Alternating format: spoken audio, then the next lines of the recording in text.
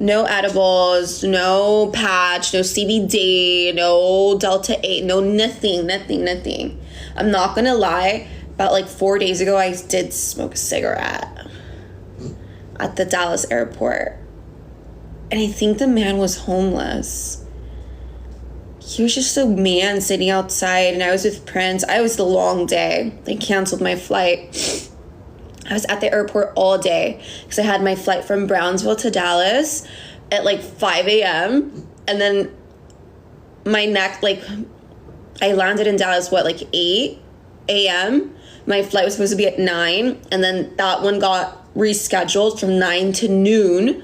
So now I'm like, okay, I'm going to be in the airport for 3 hours, whatever. Then the one at noon got rescheduled from noon to like 2:30 p.m. I'm like, oh my God, another 2.5 hours. Then from 2:30 p.m. to like 5. And then finally at 5, they actually start boarding us. I'm like, okay, fine, I'm going to go to Miami. They board the whole plane. And like we like leave the gate, and then the plane literally goes back. Like, yeah, everyone needs to unboard, like something technical difficulties. And then when we all left the plane, we all unboarded from 5 p.m. Then it changed to 8 p.m. New rescheduling to Miami. And I'm like, oh my God. Finally, 8 p.m. comes. We're ready. We're all about to board. And then they're just like, yeah, flight canceled. No more flights going out tonight. Go to customer service to get rebooking for tomorrow. Bro, I had to crash out.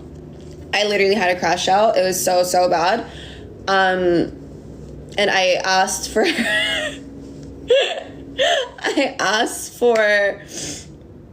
a wheelchair because I was with Prince. Prince can't walk that much. Like the Dallas airport is huge.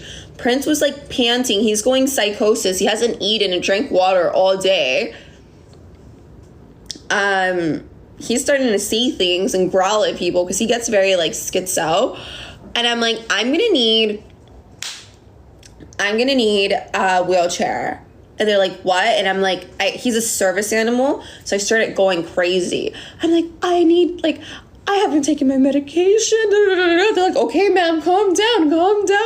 So they get me a wheelchair. And then we go to customer service. Mind you, there's over 3,000 people in line. Like everyone, like I'm not saying it was just my flight. Like everyone from American Airlines got canceled because something about the satellites. I don't know. So there was the regular line and there was wheelchair line. And since I was special, I cut the line in front of everyone. And everyone is so pissed. I remember people were like trying to like fight me. But I was so gone, so I'm not gonna lie, I did take anxiety medication because I was dead ass having an anxiety attack. So like I kind of blank out with that medication, especially I really didn't eat much that day. So oh man, that's what makes it like fun. I don't know. I'm not trying to glamorize that med, but like you'll really blank out. You don't remember shit. And I caught in front of everyone. I just remember like there's these ladies trying to find me like, there's nothing wrong with her. Like she's just on a wheelchair. I'm like, mind your business. Like it was so crazy. But yeah, I caught in front of everyone. I got my next flight for 4 p.m. to like the next day. I was like crashing out. I'm like, are you kidding me? Like I don't have any family in Dallas. Who am I gonna stay with? They're like, ma'am, it's okay. We're gonna put you, like, we're gonna give you a hotel voucher. I'm like, wait, what? They're like, yeah, like you don't have to stay in the airport. Like we're gonna give you a hotel voucher and you can go, like, we're gonna give you a free hotel, basically. I'm like, I'm in. So they gave me it and then I was already gone. But then my wheelchair guy, I feel like he fell for me and he kind of had a little crush on me. He was wheeling me everywhere. And then, yeah, after that, they rebooked me. We had to go down to like the first grounds level to get in the shuttle. I had to find my hotel shuttle because there's like 4 or 5 hotels that work with the airport. And like the one they put me in was one that like they accept dogs. And I was like, wait, you guys shouldn't have to put me in one that they accept dogs because he's a service animal. They have to accept me anywhere. They're like, ma'am, calm down. And I'm like, okay. They still gave me the best hotel. It was super, super nice, actually. So yeah, we went, we found the shuttle, and as I was waiting for my shuttle van to come, that's when I'm like off the rockets, and I found this guy, and he was smoking a cigarette, and I'm like, can I have a cigarette? He's like, yeah, hun. He gives me one. We start smoking cigarettes together, and I'm like, yeah, it's been a long day. Then he told me his story. Actually, he wasn't homeless, now that I think about it, because he told me his story about like being at the airport all day, and like he's like, yeah, like I had to leave, I didn't wait in that line, this and that, like I was about to fight someone. So his story is he came all the way from, no, that was another couple that came from Australia. It was crazy stories. I was talking to people all day. Like, I thought my story was bad. I'm like, bro, because this was the day before Christmas, the 24th. So people, it was high energy at the airport. You know, people want to get home. People want to go get to where they're going for Christmas the following day. So this guy, I think he flew in from like Charleston, I don't fucking know. And he, connecting flight was in Dallas, and he was going to go to Seattle to see, like, I think like his only kid, his only son, and like his son's girl was gonna like give birth, some crazy story. Like he missed it, and I'm like, oh my god. Like then he like, there's just crazy stuff. I'm like, wow, Rain, I'm like, you just want to go to Miami so you can go back in your pink little room and be happy, because I don't have anyone to spend Christmas here with. Like I don't have any family. I didn't have anyone waiting for me. I didn't have no gifts to open. Like I'm like, Raina, like you're good. Like go to the hotel and just chill out. Like you can, like it's fine. And I remember there was this, oh my god, yeah, it was in the news. Jess, it was. That's what people told me. It was in the news. I even took video. Prince, careful with the water. I took videos when I was getting wheeled, but I was like saying some crazy stuff, so I don't want to play it. But it was like a long line. And then there's this other couple that flew in from Australia, spent over $10,000 on their ticket, and they couldn't even spend Christmas morning with their grandkids. And like, where were they going? I wouldn't say Alaska, but I might be crazy. I don't know. But yeah, it was just so much. I was like, I was telling American Airlines, what's up? I'm like, guys, Mr. Elon is sending rockets into space. You guys can't fix this little issue you have, this technical issue. Like, this is freaking crazy. You know? Ugh, so nuts. So nuts.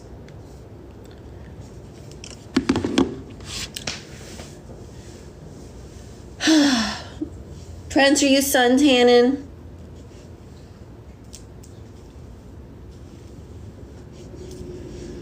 Good morning. Thanks for the rose, Mr. Pickle.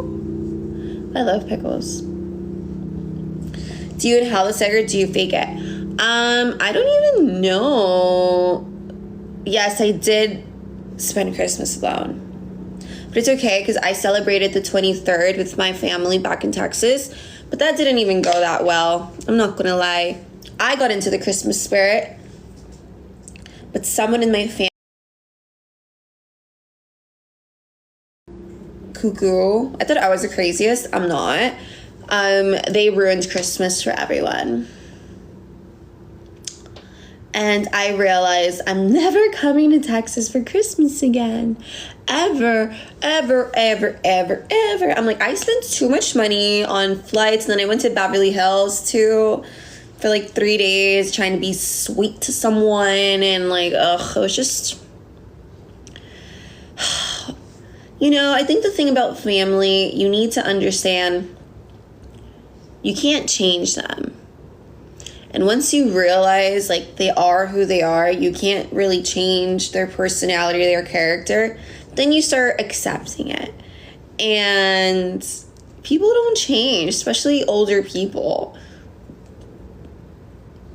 And if you don't want to be around them, if you know it's going to trigger you, you should just stay away. Just stay home.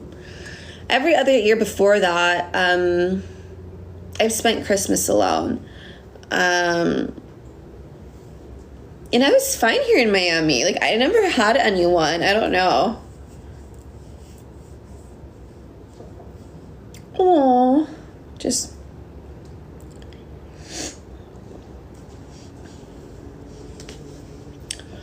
It was all good. Every other year. But anyways, guys, I think I need to go. I've been yapping a lot. I always say, oh, until I finish my coffee. But then I don't even like to chug my coffee. I just sip it.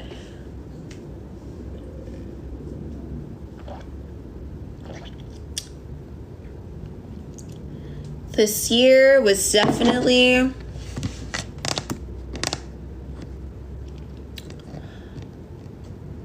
one for the books. A lot of iconic moments.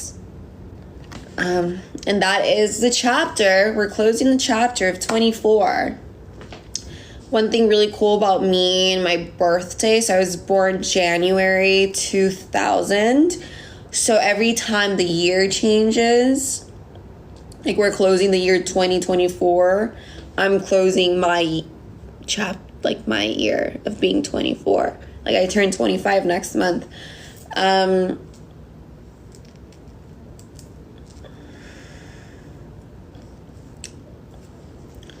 So yeah, I think it was a good year. 24 was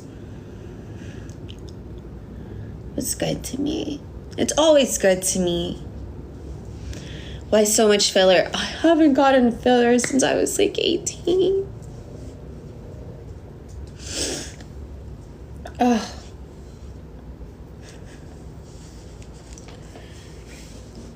These leggings are Alpha Elite.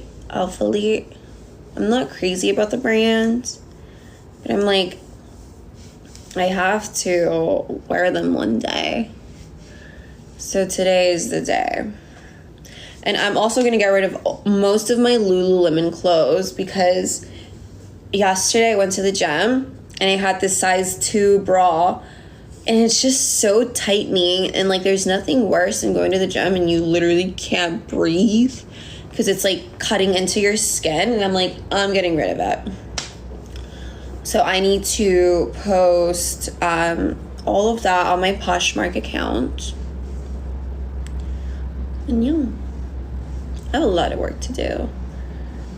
But it's just hard to do it when I just want to be a girl and like just chill.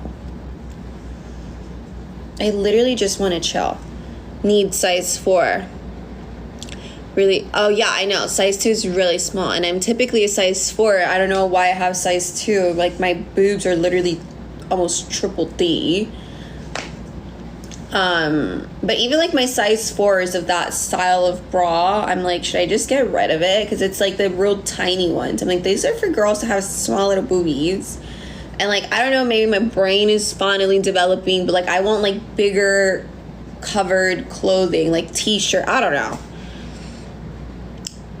I ain't with the whole micro little bras anymore. I don't even work out comfortably because I'm like, oh my god, is freaking titty gonna pop out? I don't know.